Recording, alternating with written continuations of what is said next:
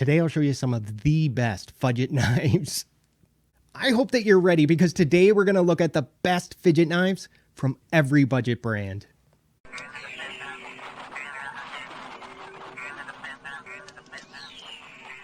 Hey, how you doing? If this is your first time here, welcome. My name is Jay. Go ahead and click on that subscribe if you're looking for knife reviews that get right to the point.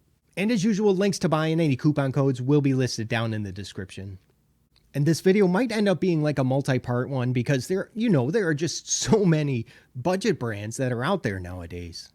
All right, starting us off at number 10 is a knife from Steadman. This is the BP02.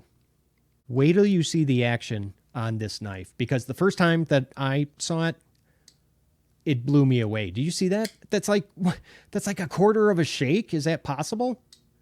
And then it just drops the rest of the way closed. So not only is that action incredible in both directions, the blade to handle ratio is really good because it's right at 1:1. Now, some of you might remember there used to be like a higher end version.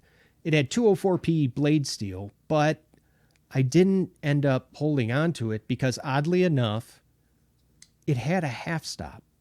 Totally didn't expect it. I mean, finding that on a liner lock, that was a first for me. All right, at number 9 is a knife from ethangrow. This is the EF910.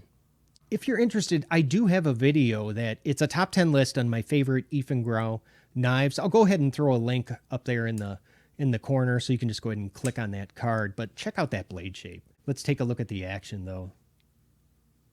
Man, that is still really, really good. Ball bearing pivot, of course, but look at this thumb hole. Now you see, as a lefty, yeah, I'm not able to access it. There's no way. But for you righties out there, I think you will have no trouble. I was kind of disappointed to see that. Number 8 comes to us from Sanrenmu. This is the SRM 9201.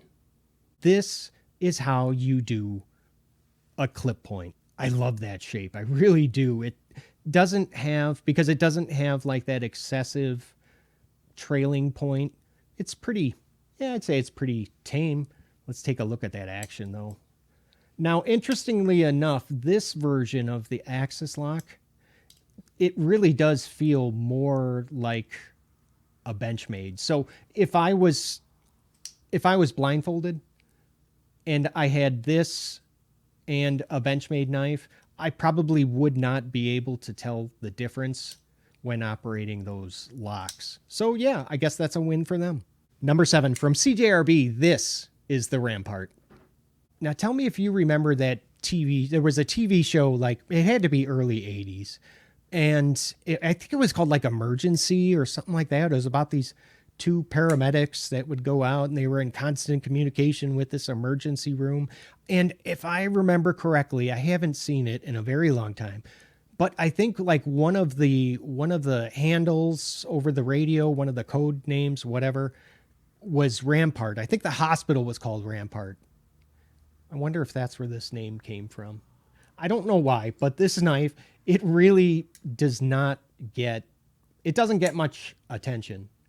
But I would love to know what you think about this because some days, this blade shape, some days it looks like a sheep's foot to me. And then other days, it seems more of a cleaver. But the action, oh yeah, that blade is good and heavy. Number 6 from Kuby. This is the Flash KU158. So you can probably tell just by looking at that flipper tab. You see how it's angled up like that? You know that that is going to be the sign of a knife with action that will be very difficult to fail. And yes, that is exactly the case here with this one.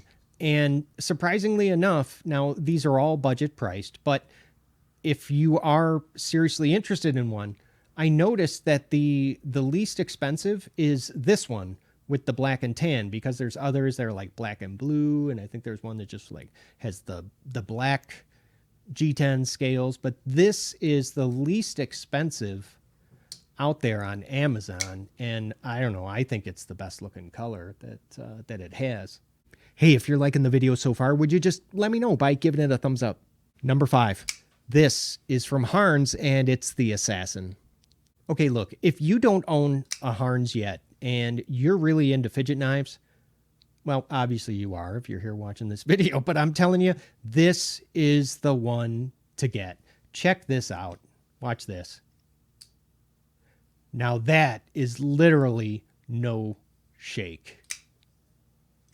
Oh man, I could do that all day. Number 4 from CH, it's the 3509. Can I tell you that this CH knife, it really does. This checks off a lot of boxes for me, especially you can tell with the multiple deployment options that it has, but watch this action. Nested liners. Yeah, that's nice. This thing, and not only is that action incredible, but watch it cut.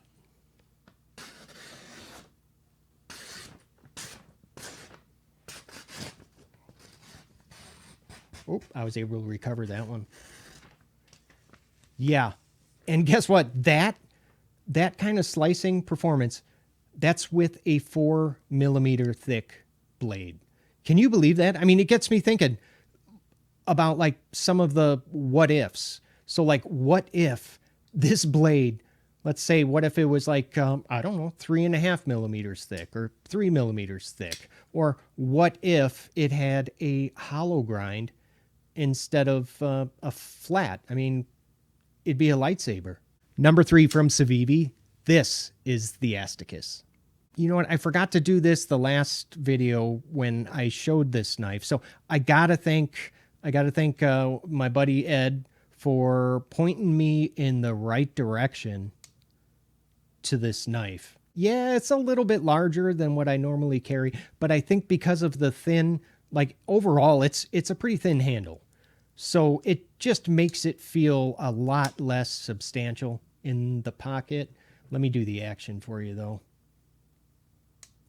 Now I did go ahead and add just like a couple drops of that KPL, but not much at all. And then, yeah, it started doing that.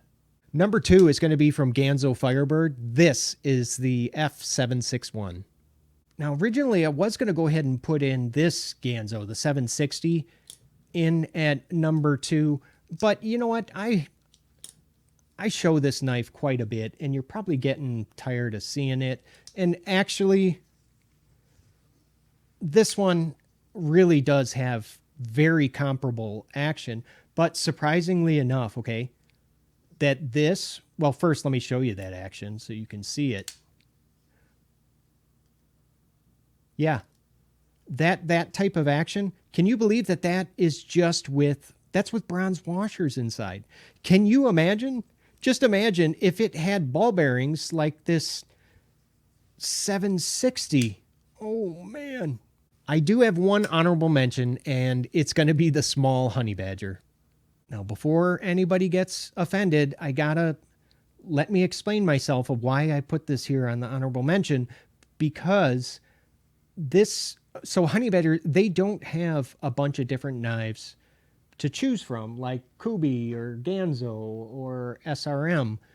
What it is basically, it's just one type of knife, and all of the other ones that they produce and sell are like variants of this, because they all have the same type of handle, and what they do is just switch up the blade shape sometimes, and then they'll switch between the D2 steel and the 8CR. All right, you ready to see it? Number 1 is going to be the recently discovered, at least for me, the IKIV G02.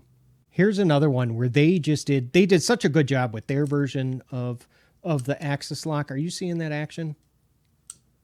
Oh yeah, and by the way, I can go ahead and operate it just by pulling down on one side, because with some Benchmades, when you go with that lock bar, if you pull it just on one side, it'll tilt just a little bit, and then the blade, it doesn't fall shut on its own. So that's why usually with Benchmades, you have to pull down the lock with 2 fingers. But here with this one, you clearly saw, yeah, it only takes one. I really think that this knife, and I'm being serious here, that it could honestly compete with Ganzo Firebird. Yeah, it's that good. On the screen now is a video that I did go ahead and pick out for you to watch next. And don't forget to click on subscribe. Hey, I got to get going. Thanks for watching. I'll see you at the next video. Love you guys.